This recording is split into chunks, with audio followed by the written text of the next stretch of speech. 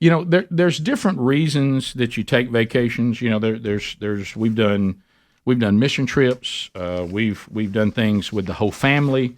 Sherri and I, of course, have had 5 kids. Sherri and I were thinking, I think there has only been 3 times that we can think of in our 27 years of marriage that we went on a vacation, just the 2 of us. Now, I'm not talking about long weekends or stuff like that where you run down to the beach or something. I'm not talking about that, and or go down to the farm or whatever. I mean, we do that a lot. And the one thing that I would say and you do need to be doing stuff with your kids and doing stuff with your family and going on mission trips and all those things. That's all great, and I wouldn't take anything away from any of those experiences. But one thing that is always worth it for those of you out there, especially with all the world that we live in now, for those of you that are married out there, you should never, ever, ever regret an investment in your marriage. An investment in your marriage, and Bubba, you've talked about this for years. I totally agree with this, even before I was married to Sherri, is you cannot stop investing in the husband and wife relationship. Because even for your kids and everybody involved, at the center of that house, you lose a man and woman that are madly in love with each other and have a relationship that is different than anybody else in the house and anybody else in society. Everybody suffers.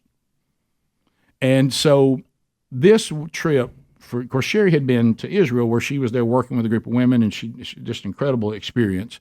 But this trip for Sherri and I in France, it was an investment in our marriage for rejuvenation and relaxation. Sherri and I, we work hard and we go hard, and we don't mind that. All that's great. We do a lot of work together. We do a lot of work as individuals. And we invest in people, and we love the ministry that we do. We love our children. We love our aging parents, all of that. And these are big responsibilities, and we do all that joyfully and glad to do it. But you're not going to be any good to any of these people if you don't take time.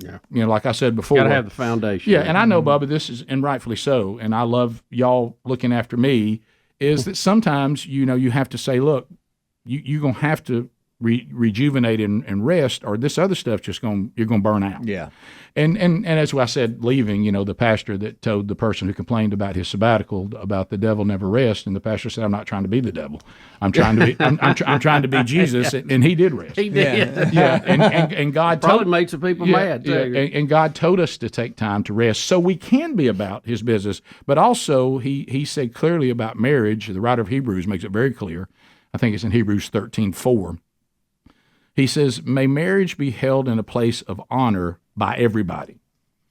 And it goes on to say, may the marriage bed never be defiled. God loves marriage. He considers it to be holy. It's his analogy for his relationship with his church. And any investment in your marriage is always time and finances well spent. I will tell y'all this. It was like a movie. I'm gonna get all the ladies in the audience are just about to do this. Oh, it was like a movie. I had not seen my wife in 11 days.